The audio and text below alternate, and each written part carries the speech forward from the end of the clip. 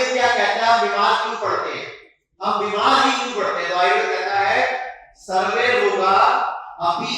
मंदाग्नि अजीर्णे कुपित मल संचते, मतलब सारे के सारे रोग मद अग्नि से उत्पन्न होते हैं, यानी कमजोर पाचन, यानी कमजोर लीवर, कमजोर पैंक्रियास, कमजोर स्कीन, यानी कि लो मेटाबॉलिज्म,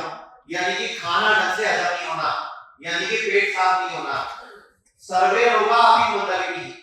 अजीर्णे कुपित मल संचते, मतलब इससे अजीर्ण हो जाता है, इनडाइजेशन होता है, अपच हो जाती है और मल कुपित होकर संचय हो जाता है, मतलब बॉडी में जगह जगह गांठें बन जाती हैं या बॉडी में कई जगह कचरा इकट्ठा हो जाता है। जैसे किसी की ब्रेस्ट में गांठ है, वो बोलेगा ब्रेस्ट कैंसर, मैं बोलूंगा ब्रेस्ट में कुपित मल संचय। किसी के प्रोस्टेट में प्रॉब्लम है, हम बोलेंगे प्रोस्टेट में कुपित मल संचय। किसी के हार्ट में ब्लॉकेज है, हम बोलेंगे हार्ट की नलियों में कुपित मल संचय। किसी को सोराइसिस है, हम बोलेंगे रक्त में उतरता। मतलब आयुर्वेद कह रहा है सर्वे रोगा अपि मंदाग्नि अजीर्णे कुपित मल संचते, मतलब सारी बीमारियों की जड़ मद अग्नि है, यानी कमजोर पाचन, कमजोर मेटाबॉलिज्म और कुपित मल का संचय हो जाता है अजीर्ण होने से, खाना हजम नहीं होने से। अब क्या क्या कुपित मल है जो हजम नहीं होता, वो कुपित मल है। हम टूथब्रश करते हैं, टूथब्रश, हम एक नया टूथब्रश खरीदते हैं, एक महीने बाद फेंक देते हैं मान, तो साइंस की रिसर्च हुई है कि अगर नया टूथब्रश खरीदा और एक महीने बाद आपने फेंक दिया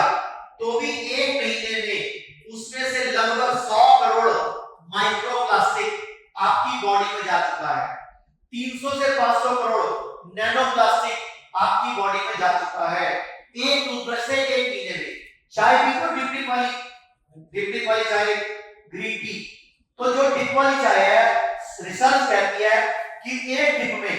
लगभग 10 करोड़ माइक्रोप्लास्टिक और 100 करोड़ से ऊपर नैनोप्लास्टिक आपके पेट में चला जाता है एक बार में। तो वो बाद में ट्यूमर ही बनेगा, रसौली बनेगा, सिस्ट बनेगा, गांठ बनेगा, पथरी बनेगा, फाइब्रॉइड बनेगा, कैंसर बनेगा। तो मैं आपको एक रिसर्च बता रहा हूं, कुछ साल पहले विदेश में रिसर्च हुई, कुछ नस्ल की बिल्लियां इकट्ठी करी, उनको कई दिन तक कई तरह के खाने खिलाए, चूहे खिलाए, उनको पनीर खिलाए, नॉनवेज खिलाया, ब्रेड खिलाया, कई कुछ खिलाया और उनकी जांच की गई। तो रिसर्च में पाया गया कि बिल्ली का खाना 2.5 घंटे में हजम हो जाता है, मतलब पेट से निकल जाता है, मलाशय में आता है। अब उसी बिल्ली को अगले दिन सेम टाइम पे सेम खाना खिलाया गया, लेकिन जब उसका खाना खत्म होने वाला था तो आधा मिनट पहले हर कमरे में एक एक कुत्ते को ले आया और कुत्ते ने बिल्ली को काटा नहीं, कुत्ते ने बिल्ली को पकड़ा नहीं, कुत्ते ने बिल्ली को खाया नहीं, क्योंकि कुत्ते को गाड़ने पर रखा था, लेकिन कुत्ता बिल्ली को देख के भौंका और बिल्ली डरी। अब रिसर्च की गई उस दिन, तो बिल्ली का खाना लगभग 8 घंटे बाद हजम होना शुरू हुआ, यानी कि उस दिन जब बिल्ली की जांच हुई तो उसकी बॉडी में 8 से 15 गुना स्ट्रेस हार्मोन पाया गया। तो मतलब किसी तरह का स्ट्रेस, एंग्री, अपसेट, मूड खराब होना भी आपके पाचन तंत्र को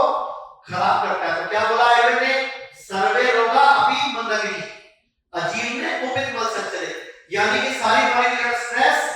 और खाना हजम होना ही है। अब इलाज क्या है, तो आयुर्वेद ने इलाज बताया, सर्वेषाणाम रोगाणाम निदानम कुपिता मला, मतलब कोई मर्जी रोग हो दुनिया का, चाहे शुगर हो, चाहे बीपी हो, चाहे हार्ट की प्रॉब्लम हो, चाहे किडनी हो, चाहे लीवर हो, चाहे ट्यूमर हो, चाहे गैस हो, चाहे तेजाब हो, कोई मर्जी बीमारी हो, एक ही इलाज है, बॉडी की सफाई कर दो, बॉडी की डिटॉक्सिफिकेशन कर दो। मैं सवाल पूछता हूं आपसे, घर में रोज झाड़ू मारते हो, घर में रोज पोछा मारते हो, घर में रोज कपड़ा झाड़ते हो, फिर भी दीपावली पर एक्स्ट्रा कचरा कैसे निकल आता है, बताओ? आप बोलोगे हम ठीक सफाई करते हैं। तो ऐसे ही आयुर्वेद में हजारों साल पहले चरक ऋषि ने, हमें रोज पॉटी आती है, रोज सुसु आता है, रोज पसीना आता है, तो आयुर्वेद में हजारों साल पहले चरक ऋषि ने टेक्निक बनाई पंचकर्म,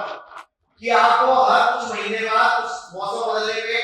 या साल में 2 बार या 3 बार अपनी बॉडी को डिटॉक्स कराना है, ताकि आपकी बॉडी में कोई बीमारी ना आए। तो एक श्लोक हो रहा है लास्ट में, आयुर्वेद कहता है शुद्धो देहा मनस्य यस्य तदिति वर्षकम, कि शुद्ध देह और शुद्ध मन वाला मनुष्य 100 वर्ष तक स्वस्थ सुखी दिखता है। तो ठीक है जी, तो आज के बाद कभी भी स्ट्रेस हो, एंग्री हो, अपसेट हो, तो खाना मिक्सी घर में तो सामान